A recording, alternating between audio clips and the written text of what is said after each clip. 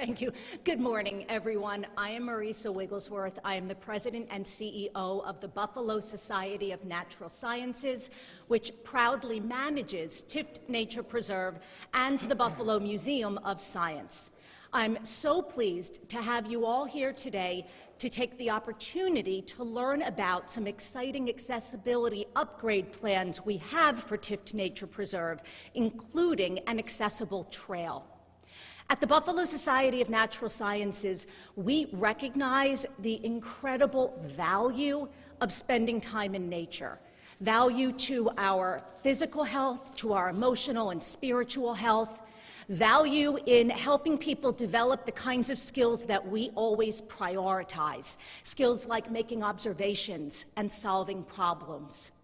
In our efforts to ensure that Tifft Nature Preserve is continuously a valuable quality of life asset for our region, we proactively invest in improving the ecology of these 264 acres, in capitalizing on all that the flora and fauna here offer by way of informal nature-based STEM learning opportunities, and working always to ensure that our trails are safe, accessible, and welcoming to as many of our Western New York residents and visitors as possible. This land, owned by the city of Buffalo, is a wonderful and special venue for our region. We are incredibly excited to be able to share with you today plans to upgrade accessibility at Tifft. And how those plans came to be, I need to recognize the terrific staff here at Tifft, led by Director Megan Dye. She and her team work year-round to make sure that Tifft is a wonderful resource for all in Western New York.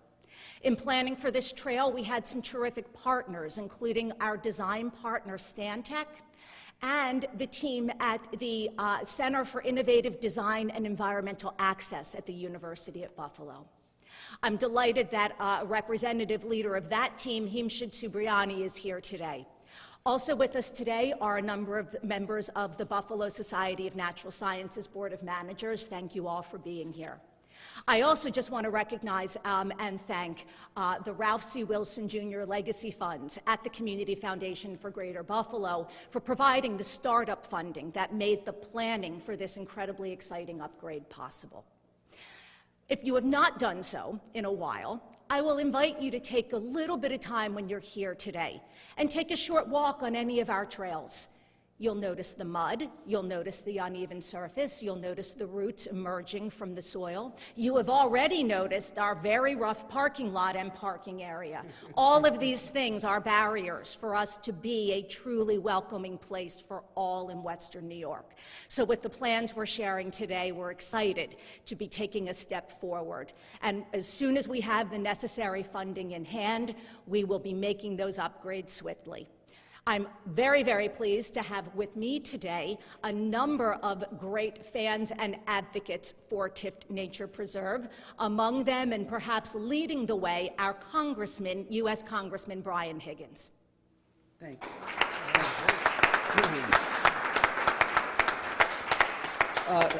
Thank you very much, Marisa, and for your leadership.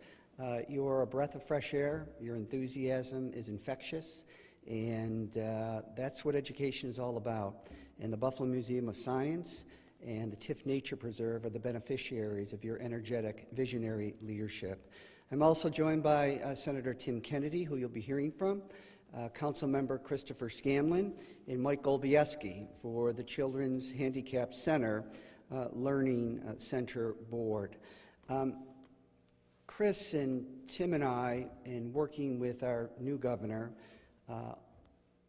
Buffalonian, Western New Yorker Kathy Hochul, is, I often say, people say, well, you know, Grover Cleveland, you know, he was governor of New York. Grover Cleveland was born in New Jersey and died in New Jersey. But Kathy is obviously focused on Buffalo and Western New York and the betterment of this community. But Tim, Chris, and I were putting plans together to look at projects that could vastly improve access to these great resources that we have. And it's very Olmstedian in its vision. You know, keep in mind that the Olmsted Park system includes 6 parks, but 7 parkways, because parks have to be accessible. And Marisa also recognized the Wilson Foundation. They're creating quality parks along the water's edge, but as importantly, they're creating access to those parks from underserved communities. So we have a plan that looks at creating a brand new parkway on Tifft Street with protected bicycle access from South Buffalo, West Seneca, and Lackawanna, population center of 90,000 people, to the waterfront. Right now they can't get there safely. We're talking about access, a new parkway at Louisiana Street, so the east side of Buffalo has access to the river and the Lake Erie shoreline. And we're talking about the Wilson Initiative with Centennial Park, but providing access to the Lower West Side, to that wonderful resource that will be even made better because of these initiatives. So this too is an access project. We're looking at creating 100 new acres of parkland at the Outer Harbor.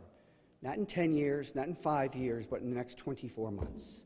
By accelerating the Power Authority settlement that was set in 2005, accelerating those payments as opposed to over 10 years, over a 24-month period.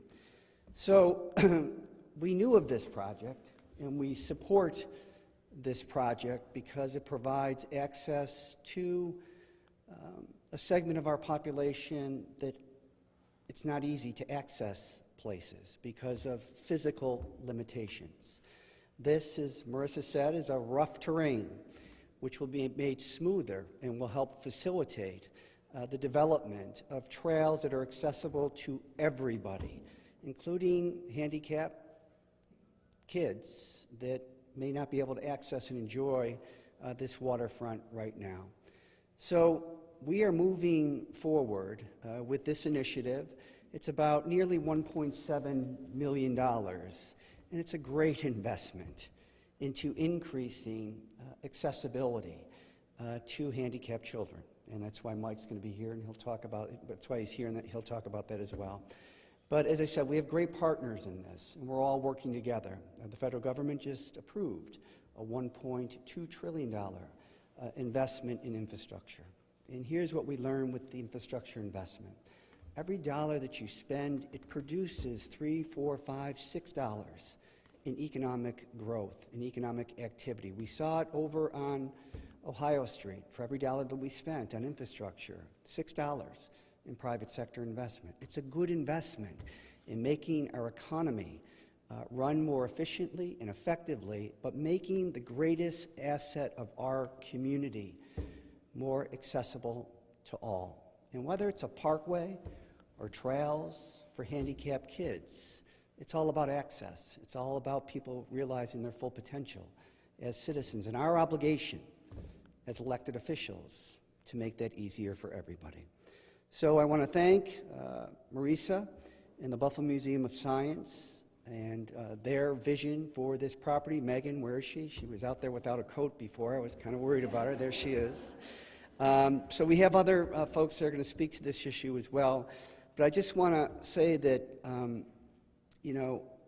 Buffalo waterfront development had been talked about for 75 years with a lot of master plans.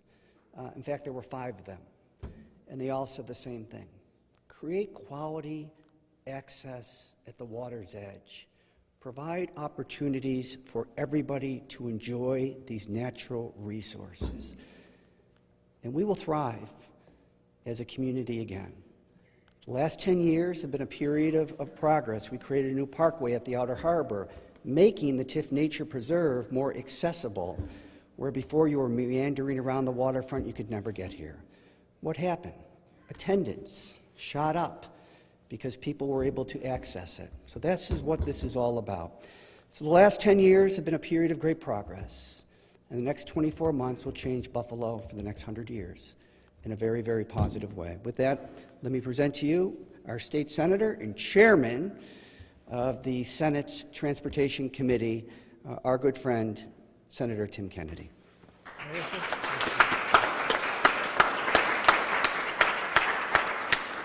First of all, thank you very much, Congressman Brian Higgins. I'm going to talk about him in a moment. It's always great to be here with my friend and colleague in government and another leader who I'm going to talk about and introduce in a moment, Councilman Chris Scanlon.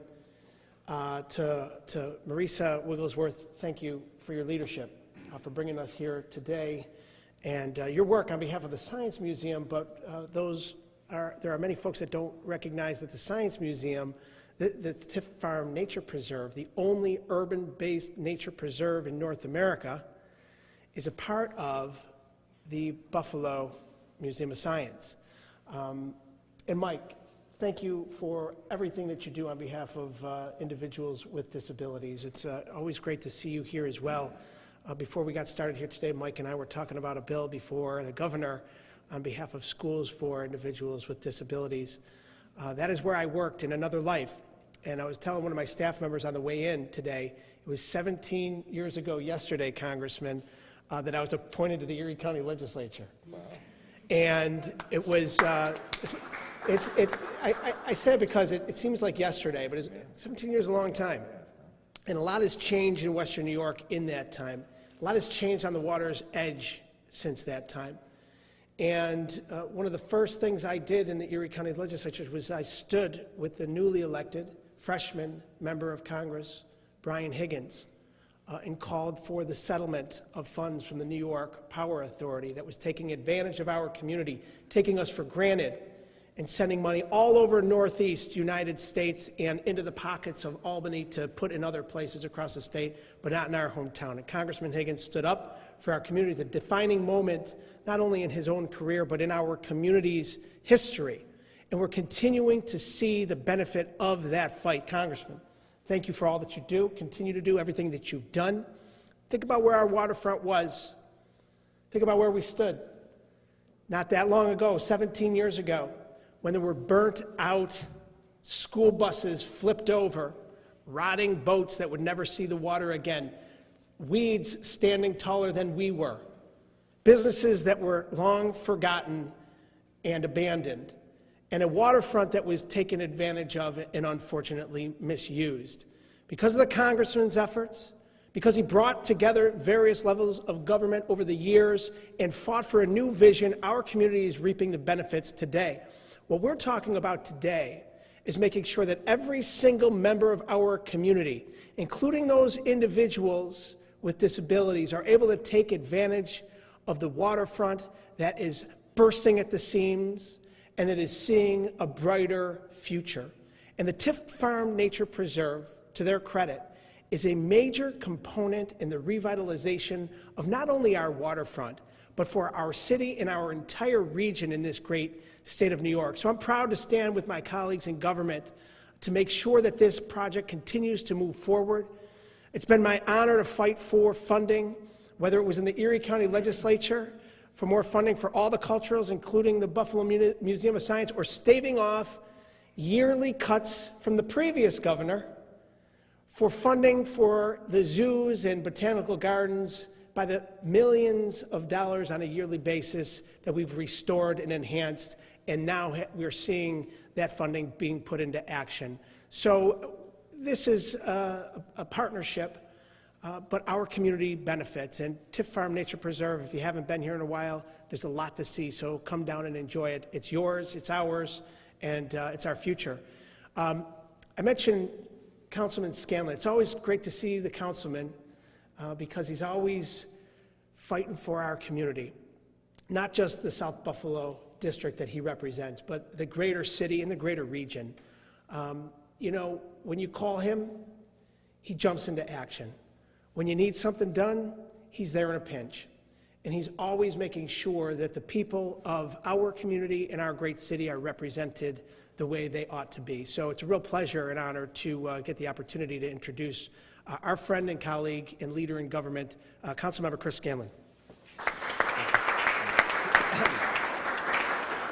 Thank you, Senator. Good morning, everyone. It's wonderful to be back here at Tifft Nature Preserve. This is, I have 3 young kids, and this is one of our our go-to spots to get away from everyday life. So to Marisa and to your team here, thank you very much. I know we've discussed that in the past, the kids and I coming.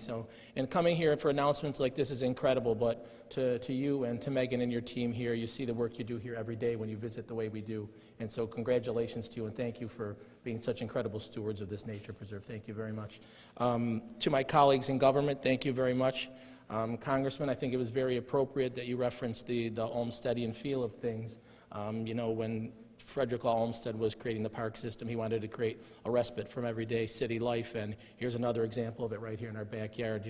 I live 5 minutes away, but it might as well be a world away when you come over here, and you feel like you're just in another place. You've escaped for the day. So again, thank you to you and to Senator Kennedy. Announcements like this is incredible. As I did mention, we do come here, but not everyone currently is able to visit Tifft Nature Preserve. And creating this accessibility is incredible for those who are unable to.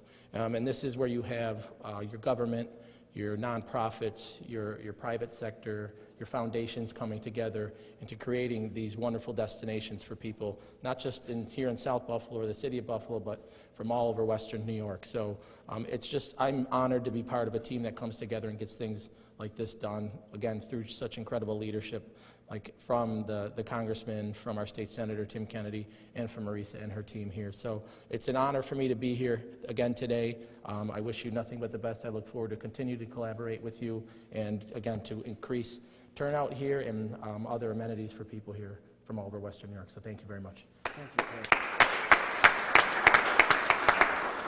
And our final speaker on this, and then we'll take questions on topic, is Mike Olbieski from the Child Handicap Center, Learning Center Board President. Sir. Thank you. It's a pleasure to be here today. I think that given an opportunity of being a visionary is one of the greatest things you can do, to have plans not only for today, but also for tomorrow. The Center for Handicapped Children really appreciates all the efforts the Tifft Farm Nature Preserve has done throughout the years in bringing nature to people with disabilities. I think that anytime you get an opportunity of taking a look at parents with children with disabilities and going out into nature and trying to just relax for a little while and enjoy the kind of surroundings that it has is a great thing. I think that this is going to become a destination, and I think that that's a wonderful opportunity, not only for children with disabilities, but also seniors with disabilities and individuals throughout the community who have a tough time sometimes in the parking lots or on the trails in navigating some of the areas. So this is going to be a wonderful opportunity. We have been working with Tifft Farm for a number of years and trying to bring nature to our students as well as our students to nature. So this collaboration is going to be wonderful, and I thank you very much. Thank you all for all of your efforts also. Thank you. Questions regarding the project? Nothing? Okay. We have off topic? Congressman, your thoughts on the Great Northern Grain Elevator and what's happening there? Well, look, Buffalo has established a reputation as doing historic preservation better than any other city in the country. And the reason we do that is because all the great architects, Henry Hobson Richardson, Louis Sullivan, Richard Upjohn, Louise Bethune, the first female architect in America, Frank Lloyd Wright, they weren't from Buffalo, they came to Buffalo. And we have an appreciation for the importance of historic preservation. So you have developers stepping up, you have the not-for-profits stepping up, you have the political community stepping up, and if one community can save a historic building like that, it is Buffalo. Is there anything that you could do to intervene? I already have. There's historic tax credits. I'm a member of the House Ways and Means Committee. We do tax policy. We fight for not only the continuation of historic tax credits, along with the state historic tax credit program. Some of these projects that are undertaken in Buffalo would never have been undertaken because these represent about a 40% discount in what otherwise would be a cost-prohibitive project. That is a big, big piece. So I'm continuing to work with the advocates who are trying to save the Great Northern and offering whatever resources I have available to me in traditional and non-traditional ways to try to help save that building. What kind of legal issues continue to stand in the way before the decision comes Monday for the Great Northern? What's that? What kind of legal issues or what kind of other issues stand in the way of before the decision comes on Monday? Well, the parent company that owns the Great Northern Elevator has owned it for decades. They wanted to demolish it in 1996 and again in 2003. They've been negligent in not securing that building because they were hoping for something that occurred a couple of weeks ago, and that's a major windstorm. So, look, everybody's concerned with public safety and will continue to be concerned about public safety, but they shouldn't get an out.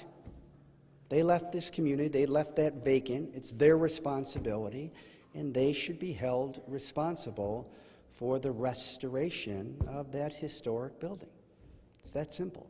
What do you think of Douglas Jamal? I mean, he called for a stand in demolition, and he's also been, working with other associations, Buffalo, for instance, like with the Saving USS Sullivans.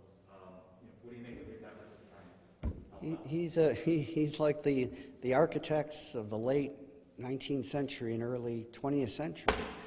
He wasn't from here, but when he got here, he fell in love with the place. And he's taken on some very challenging redevelopment of buildings and has been highly, highly successful. I don't see him very often asking for a handout. So, a guy like him has street cred in terms of the restoration of a building, and he should be listened to. And I think his statement about wanting to buy it and to save it is a big statement about viability. And as I said previously, through both the state and the federal government, there are a lot of resources to help stabilize buildings like that. Look at all the buildings in this community that are the envy of the nation and the world, that were built by extraordinary visionaries. That is our legacy, that is our heritage, that is what we owe to the next generation to try to save these buildings. So I think Doug Jamal is, along with other folks who have weighed in here, not-for-profits, there's a consistent vision here about trying to save what is unique to Buffalo. So you've been a proponent for saving the grain elevator, whereas in the past, other structures like the Skyway, for instance, has been talked about as maybe, not being something that would be maybe of use to Buffalo or whatever, but what are the parallels in terms of your stances with something like the Skyway compared to the grain elevator, where most people would say, the Skyway serves the purpose to, get people into Buffalo and so forth. Yeah, but it's unsafe. It's not my conclusion. It's, that bridge wouldn't be built today because it doesn't meet minimum federal safety standards. The other's a building, and the building is a structural edifice that has historic dimensions to it. And why wouldn't we as a community that have the great tradition of restoring older historic buildings, including the Great Northern, why wouldn't we make an attempt to save it? And the attempt to save it is occurring today. So, one is historical, one moves people. There's a big difference. But, each has their own unique set of circumstances that justifies some future action. And the circumstances here is it's a historic structure that qualifies for the use of historic tax credits to try to preserve and make it safe. You see the elevator is important to waterfront development? I'm sorry? You see the grain elevator as important, Yeah. an important part of waterfront development? I do. First of all, they're not going away. The nature of grain elevators was really grain storage. Buffalo was a major port of midshipment prior to 1959 and the opening of the St. Lawrence Seaway. And when President Eisenhower and Queen Elizabeth opened the St. Lawrence Seaway, it basically bypassed Buffalo as a major shipping transportation route. So we're left with these grain elevators in Toledo. They're using grain elevators, at least the exterior, as canvases for public art. Those are ideas that we should be advancing and are advancing. In fact, it's in our plan to do a demonstration project with one of the grain elevators. It's part of our history. It's what makes the Buffalo waterfront so unique. A guy like Rick Smith, he calls his development Silo City. He's not running away from the history and the significance of grain elevators. He's embracing and celebrating it. And we're seeing there, I was down there yesterday, that they're looking at adaptive reuses for residential and commercial mixed uses. You go all over Europe, this is the kind of thing that they do. They take these historic, in some cases prehistoric, structures, and they turn them into something that distinguishes those European cities and those urban centers of the American Northeast in a place like Buffalo. Anything else? Your recollection of the years that you were on the Common Council, your recollection of any dealings with Reverend Stenhouse? No, I don't recall any dealings with Reverend Stenhouse. I don't recall. Anybody else? Thanks, everybody.